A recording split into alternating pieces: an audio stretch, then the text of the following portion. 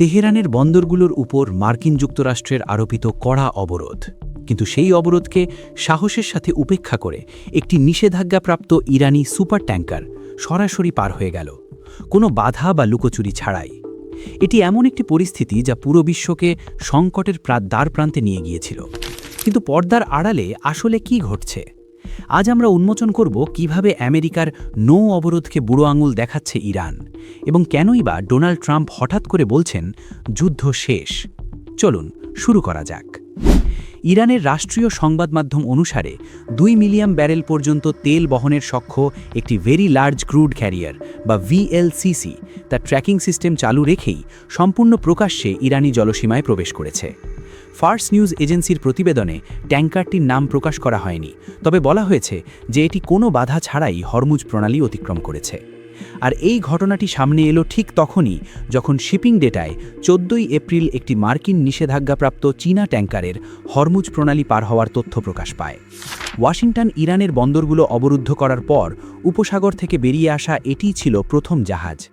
Rich study নামের এই কালো তালিকাভুক্ত জাহাজটি সংযুক্ত আরব আমিরাত থেকে 2.5 লক্ষ ব্যারেল মিথানল লোড করে এবং মার্কিন নৌবাহিনীর বেষ্টনী এড়িয়ে সরাসরি পার হয়ে যায়।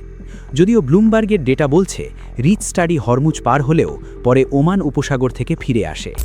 এদিকে রয়টার্সের একটি প্রতিবেদনে বলা হয়েছে যে তেহরানের তেল রপ্তানি বন্ধ করার উদ্দেশ্যে আরোপিত অবরোধের মাঝেই ইরান ছাড়ার চেষ্টাকারী দুটি তেল ট্যাঙ্কারকে একটি মার্কিন ডেস্ট্রয়ার বাধা দেয় এবং ফিরে যাওয়ার নির্দেশ দেয়। জাহাজগুলো রেডিওর মাধ্যমে নির্দেশ পেয়ে ফিরে যায়। ওয়াল স্ট্রিট জার্নালের মতে অবরোধ শুরু হওয়ার পর থেকে মার্কিন সামরিক বাহিনী অন্তত 8টি তেল ট্যাঙ্কারকে এভাবে বাধা দিয়েছে। অবরোধ কার্যকর করতে যুক্তরাষ্ট্র 15টিরও বেশি যুদ্ধজাহাজ এবং মেরিন সহ হাজার হাজার সৈন্য মোতায়েন করেছে। মার্কিন সেন্ট্রাল কমান্ড বড়াই করে ঘোষণা দিয়েছে যে তারা মধ্যপ্রাচ্যে নৌ আধিপত্য অর্জন করেছে এবং ইরানের বাণিজ্য সম্পূর্ণ বন্ধ করে দিয়েছে। কিন্তু সাম্প্রতিক অবরোধ ভঙ্গের ঘটনাগুলো ইঙ্গিত দিচ্ছে যে মার্কিন এই অবরোধের ফাঁক গলেই বিশ্ববাজারে ইতোমধ্যেই তেল প্রবেশ করছে, যা এই অবরোধকে এক প্রকার প্রহসনে পরিণত করেছে। ঠিক যখন উত্তেজনা চরম সীমায়, তখনই একটি চমকপ্রদ এবং দৃশ্যপট বদলে দেওয়া খবর সামনে আসে। ফক্স নিউজের মারিয়া বার্তিরোমো জানিয়েছেন যে মার্কিন প্রেসিডেন্ট ডোনাল্ড ট্রাম্প তাকে সরাসরি বলেছেন যে ইরানের সাথে যুদ্ধ ইতোমধ্যেই শেষ।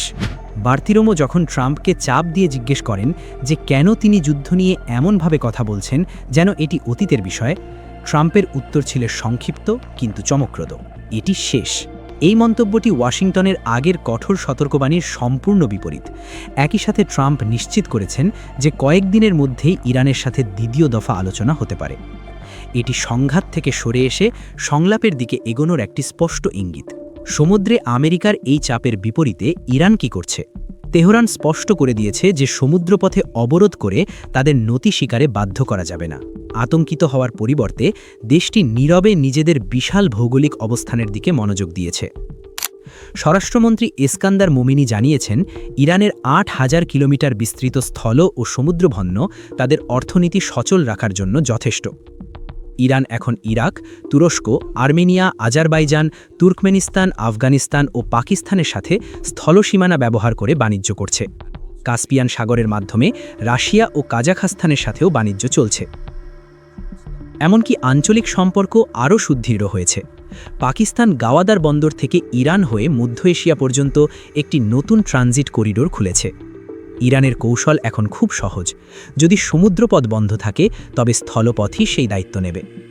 ইরান তার বিশাল সীমানাকে সেতুতে পরিণত করে অবরোধের এক নীরব ও মোক্ষম জবাব দিচ্ছে। খবর কখনো থামে না। পৃথিবী ঘুরতে থাকে এবং প্রতিটি বাঁক একটি করে নতুন গল্প বলে।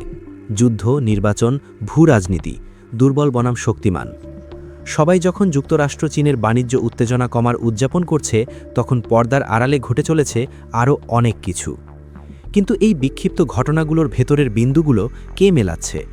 কে এই বৈশ্বিক ঝড়ের আসল মর্মোদ্ধার করছে? বিশ্বের এমন সব অজানা ও জটিল হিসাব নিকাশ সহজ ভাষায় আপনাদের সামনে তুলে আনতেই বাংলাদেশ থেকে আমি কাজ করে যাচ্ছি এই বিশ্বের লুকানো সত্য চ্যানেলে। আমরা কেবল খবরই বলি না, খবরের পেছনের আসল গল্পটা আপনাদের সামনে তুলে ধরি। কারণ বিশ্বকে বোঝা জটিল হওয়ার কোনো দরকার নেই, প্রয়োজন শুধু সঠিক দৃষ্টিভঙ্গির। আমাদের আজকের এই বিশ্লেষণ যদি আপনার চিন্তার জগতে নতুন কিছু যোগ করে থাকে, তবে ভিডিওটিতে একটি লাইক দিন এবং আপনার মতামত কমেন্ট করে জানান। আর এমন সব ভূরাজনৈতিক বিশ্লেষণ নিয়মিত পেতে সাবস্ক্রাইব করুন বিশ্বের লুকানো সত্য। ভালো থাকবেন, সুস্থ থাকবেন, দেখা হবে পরবর্তী ভিডিওতে। ধন্যবাদ।